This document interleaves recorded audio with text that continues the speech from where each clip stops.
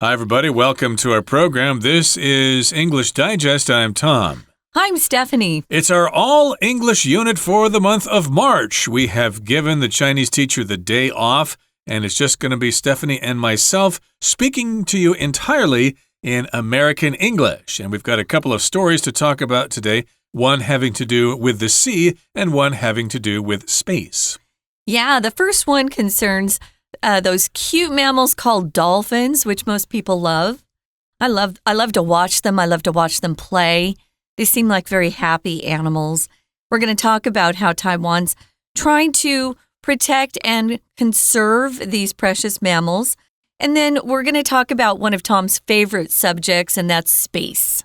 Right, the space between my ears, actually. That's just a joke, of course. But let's get to it, everybody. Let's listen to both articles read for you one time.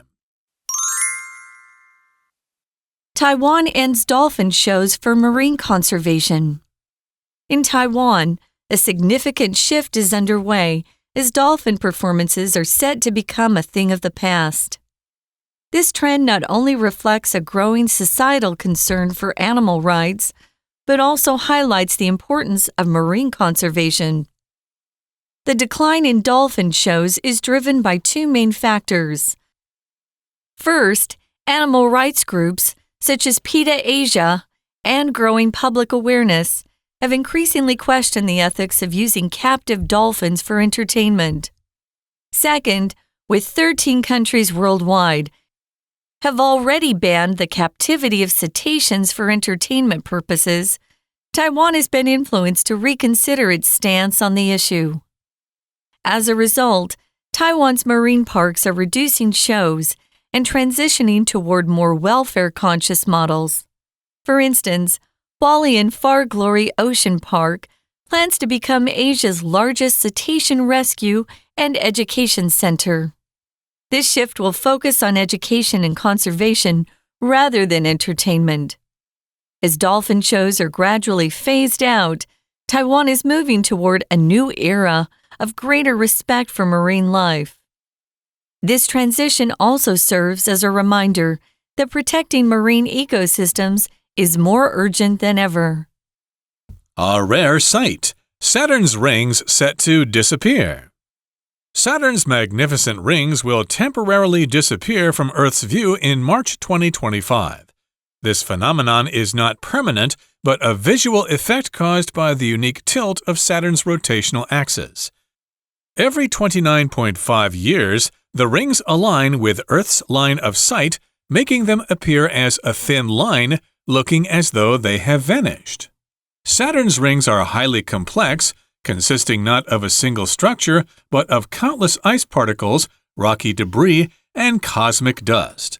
These materials vary greatly in size, ranging from tiny grains to bus-sized chunks.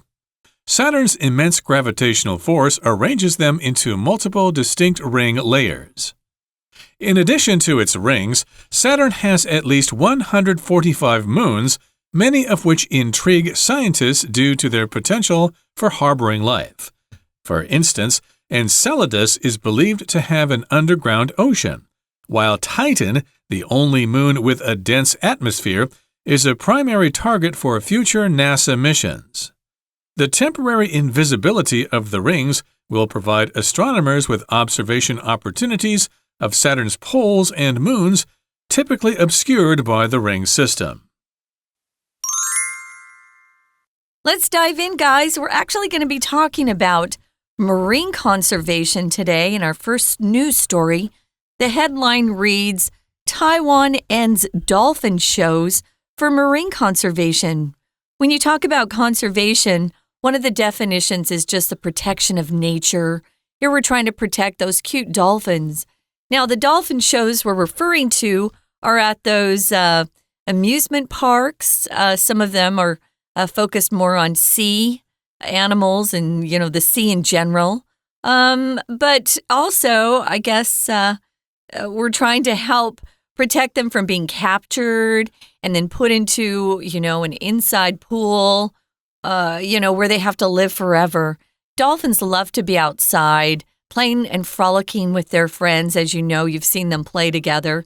And they're also very they're creatures that love to socialize with each other, right? So you don't want to separate them. So what is Taiwan doing? Is this a good thing or not? We're going to take a look at this news story. Yeah, if you're a kid, of course, it might be a bad thing because you can't see a dolphin show at Ocean Park or places like that. But I guess some people are concerned about the ethical treatment of animals, which we'll get to in a few minutes. Now let's talk about what's going on in Taiwan. In Taiwan, a significant shift is underway as dolphin performances are set to become a thing of the past. So we're talking about a shift or a big change, and it's underway. It's happening. It has begun. So this change has already started, and it's been going on for quite some time. And so it's underway. You could say maybe a trip is underway. You know, the voyage is underway. The ship has left the port and it's heading toward Okinawa or whatever. But here, the change has already begun. We'll often use two words together with underway, and that's to get underway. Well, let's get this program underway. Or the film has started being shot. So the film is getting underway on a particular date. So yeah, it's just starting. Something's happening now. So what is happening now? Well, there's a shift or a change as these dolphin performances are set or they've decided on this thing. They've made this decision to make these dolphin shows or performances a thing of the past, something they're no longer going to offer to the public. Now, we're calling it a trend, which means something is happening not just in one place, but you see this happening in other places and it's becoming more popular. This trend not only reflects or shows a growing societal concern for animal rights, but it also highlights the importance of marine conservation. When you talk about society, you're talking about all of us as people, right? Contributing to civilization. Societal, of course, is the adjective form that we use, a societal change, a societal concern, things that are important to people just as human beings. Right, so there's this growing societal concern for animal rights. People are getting more and more concerned or worried about how animals are treated in captivity, but it also highlights the importance of marine conservation. So it also stresses how important it is to have marine conservation or conservation in the ocean to protect the animals, especially since we're pouring a bunch of plastic in the oceans and fish are eating the plastic. So that's causing a disruption in the food chain. So this is kind of related to that. And here in the next paragraph, it says, the decline in dolphin shows is driven by two main factors. So if you talk about the decline of something, that means when something is smaller or less in number, fewer in number. We could talk about the decline in the birth rate here in Taiwan. It keeps going down, and people are worried about what's going to happen in the future. We won't have enough young people in the workforce to pay for all the pensions from old people, so that we have a decline in population. And yes, we have a decline in dolphin shows, and there are two main reasons why we have this decline. I wanted to mention, too, of course, this is the noun form, but we have a verb as well, to decline. It's pronounced the same way, and it's a gradual decrease in something. As Tom said, it becomes less and less, or maybe it becomes worse and worse over time. It depends on what you're talking about. The decline in just people being just kind to each other. You know, there's more rudeness that's increasing. So the decline in something happens gradually. And we have two main factors that our article is focusing on. What's the first one? Animal rights groups. And probably the most famous, world-famous animal rights groups, of course, is PETA, which stands for People for the Ethical Treatment of Animals. So we want to treat animals right. And this is PETA Asia, meaning it's this particular unit of PETA is over here in the Asia area. Right, and of course they want animals to be treated nicely, you know. Of course, I guess they're not saying that we can't stop eating them, but if we raise chickens and cattle and pigs and stuff like that, we shouldn't confine them to cages and things like that. They should be free range or whatever. And of course, they're worried about what is happening to dolphins or other animals in captivity. And we also have growing public awareness This awareness has increasingly questioned the ethics of using captive dolphins for entertainment. So again, we've got PETA Asia and we've got public awareness. Both of these things have questioned the ethics of keeping dolphins captive. Okay, so ethics here is similar in meaning to morals. Ethics is usually applied to larger groups, whereas morals are more of an individual thing. But here we're talking about the ethics. I guess you could say the morals of having captive dolphins. Is it right to catch those little animals who are swimming freely in the sea and cage them in a little pond where they just stare at those blue painted walls for the rest of their lives? Yes, is that ethical? And they're captive, which means they are prisoners, basically. They're not allowed to leave. They cannot go free. Yeah, the difference between ethics and something that's legal is pretty large. So ethics has to do with your own sense of what's right and wrong and whether you choose to do the right thing. If something's legal or illegal, it means if you don't keep some law or you break a rule, you might be arrested and put in jail. Here, we're just hoping people will choose to do the right thing for these animals. Sometimes we'll use a phrase, if we think someone's not very moral, we might say that they're ethically challenged. They're not doing the right thing. We often accuse, for example, lawyers for being ethically challenged. They're not ethical, or doctors not being ethical. So these are things that are really important for our society at large. And some people have said, hey, it's not very ethical to capture these poor dolphins just to entertain people and help some other people make some money, some profit off that entertainment. And if you're captive, of course, you have no freedom. You don't have the ability to move around and to act freely. You can be captive because you're a prisoner. Maybe you've done something wrong and you were arrested and thrown into jail and now you're captive. But here, these dolphins are gone. They go out to the ocean, they capture them, and then they keep them captive. That's the adjective form here, to keep someone captive, just because they want to make some money. And those poor dolphins probably just want to go home. Yeah, I've seen one dolphin show here in Taiwan. It was at Far Glory Ocean Park in Hualien. And yes, that dolphin show involved the dolphins. I guess they would hit the balls out into the audience and you could catch the balls. Or then the trainers would ride on top of them as if they were surfing or something like that. Yeah. And they did other things like jumping through rings and stuff like that. So the kids like that sort of thing. But nowadays, you may not see such shows anymore. I can't think of any other place in Taiwan that has dolphin shows besides Ocean Park. If you know, let me know. But again, people are questioning the ethics of using those captive dolphins for entertainment. Now, second, with 13 countries worldwide having already banned the captivity of cetaceans for entertainment purposes, Taiwan has been influenced to reconsider its stance on the issue. So I guess they're getting a little pressure from outside. We've got 13 countries around the world banning the captivity of cetaceans for entertainment purposes. Okay, I guess they can still keep them for maybe scientific purposes or whatever, but they can't use them to entertain people. They can't be like circus clowns or something like that. We should mention the word cetacean here. That's a general term for whales, dolphins, porpoises, or any kind of creatures in the sea that have the horizontal fin in the back and they have long, sleek bodies without any fur on them. They're mammals. They're mammals indeed, and they have a blowhole on the top. Yeah, so they actually aren't fish. They're mammals who just happen to live in the sea, which is amazing. So yeah, they have other countries around the world, and so you know that it's kind of like getting peer pressure. If other people are doing something and you're not, you kind of feel pressure to go along with it. So we'll see what happens. So as Tom said, they're not banning the capture of dolphins for other purposes. Could be medical purposes or scientific purposes, we don't know. But they are trying to ban the captivity of dolphins for entertainment.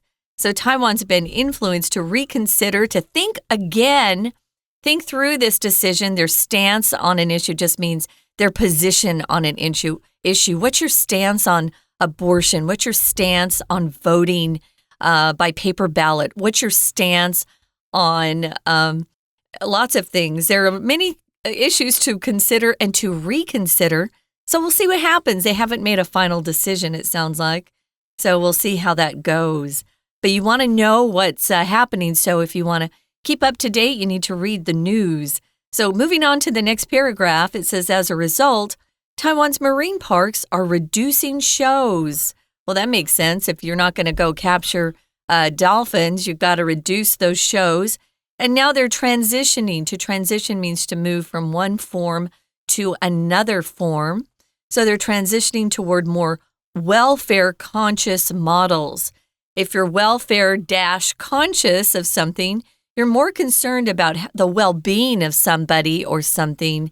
And it sounds like that's what they're working towards. Okay, I did mention this place before. For instance, or for example, Hualien Far Glory Ocean Park plans to become Asia's largest cetacean rescue and education center. So they're going to shift their purposes.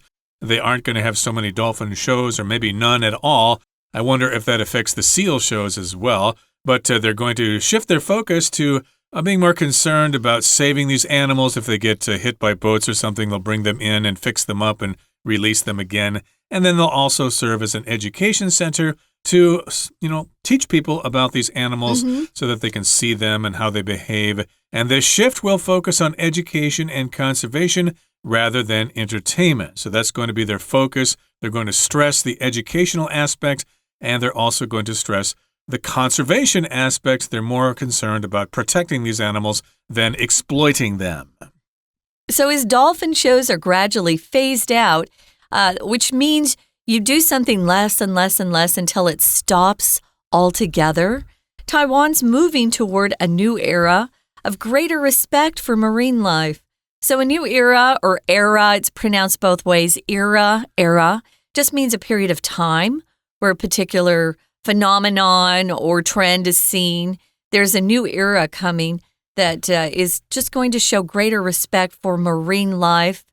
I think Tom had a good question. Are they going to phase out some of these other animal shows that you usually see at these marine parks or sea parks? I went to SeaWorld as a kid and saw some of those shows, and they were so fun. I must say, it gave me a great love for dolphins because of the dolphin shows. But you hope that they're treated really nicely as long as they are captive. This transition also serves as a reminder that protecting marine ecosystems is more urgent than ever. And if something's urgent, it's really important. It needs immediate attention. You don't want to delay.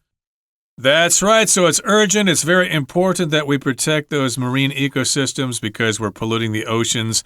We're dumping plastic in there, and of course, we're affecting the marine life as well. And that brings us to the end of our discussion about the first story for today. Let's move on to the second one after we take a short break. Stay tuned.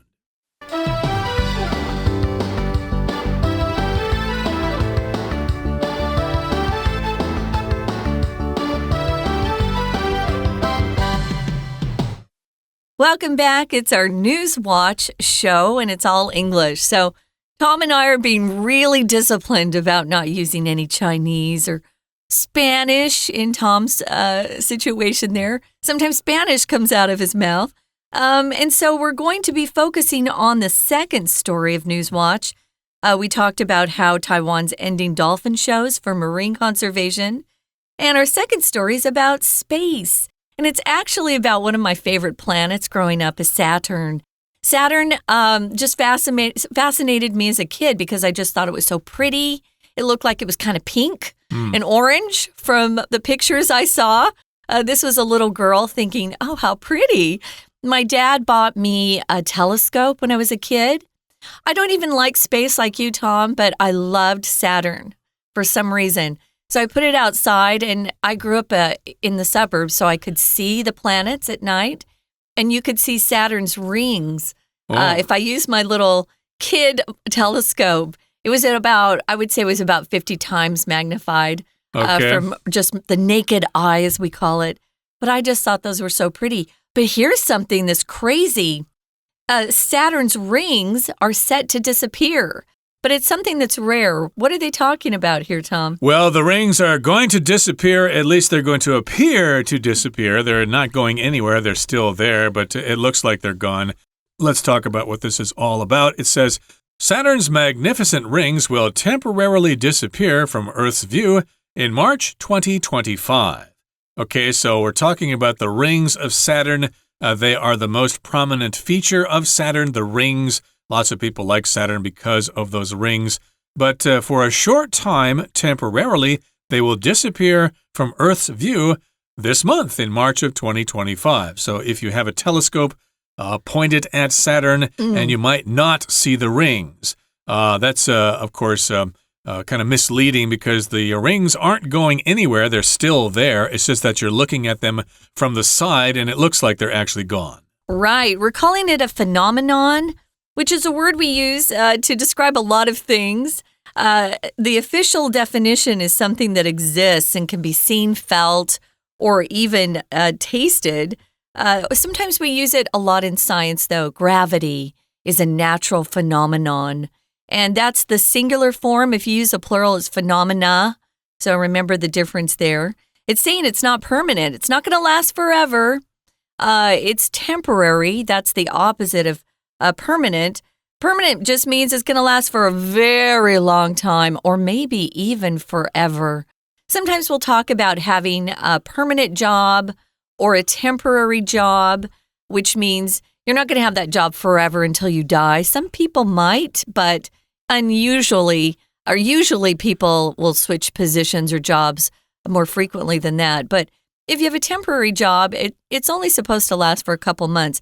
So this phenomenon is not permanent.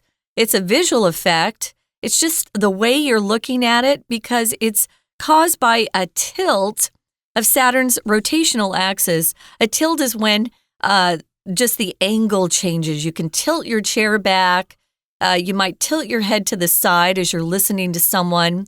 It just means you're changing the sloping position of something if you tilt.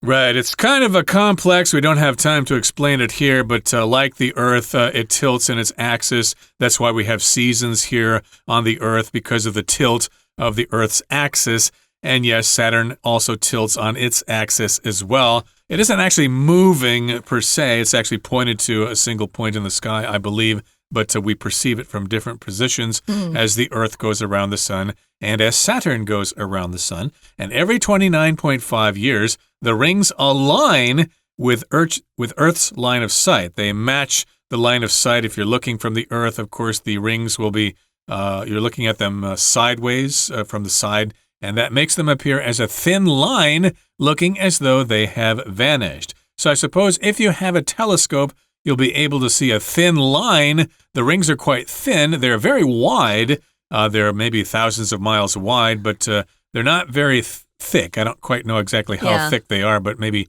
10 or 20 miles or something. It's actually quite small. And yes, indeed, if you look from the Earth, you can't really see the rings with the naked eye, but if you have a telescope, you might be able to make them out. Now, Saturn's rings are highly complex, so they're not simple. They're quite complicated. And it says here they consist not of a single structure, but of countless ice particles. Oh, they're made of ice. I never considered them being made of ice when I was a kid. A particle is just a piece of something, but we use it to describe something that's really small, like a piece of dirt or sand, a particle of sand, a particle of dust, a particle of dirt, things that are quite small. And it's also composed of rocky debris. Now, notice here, this word isn't pronounced debris or debris. Debris, I've heard quite often. It's a French word originally, so we have kept the French pronunciation. It's debris. Debris just means broken or torn pieces left over when something else is destroyed or something larger is destroyed. So pieces of rock, so rocky debris, and cosmic dust. Cosmic dust sounds kind of magical. Cosmic just means related to the universe and all the natural processes that happen in it. So that's what these highly complex rings are composed of. Right, those particles, the rocky debris, the cosmic dust, they're all there in the rings. And these materials vary greatly in size, ranging from tiny grains to bus-sized chunks. So if you talk about a range of something, we often use the pattern from something to. So we have a range here from tiny grains, those are the smallest, to the bus-sized chunks.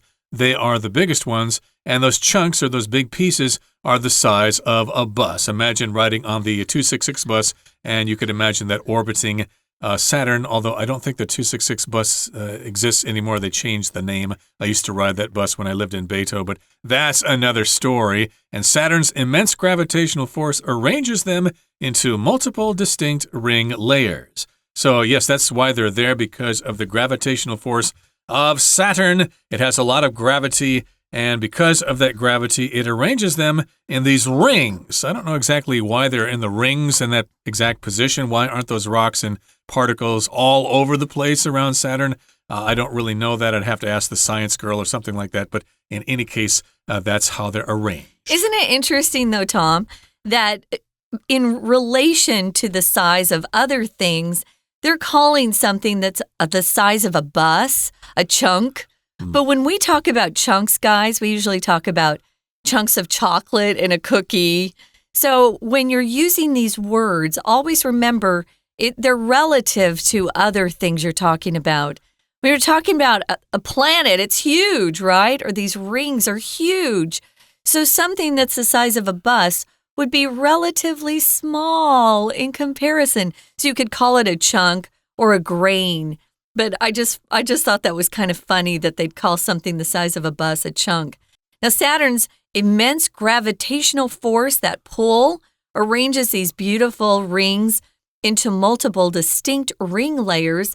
And as Tom says, we're not really sure why their rings are in the shape of a ring, but it's so beautiful. It caught my attention just as a little girl. I think I got my telescope when I was about 8. And I just thought, that's the coolest thing ever.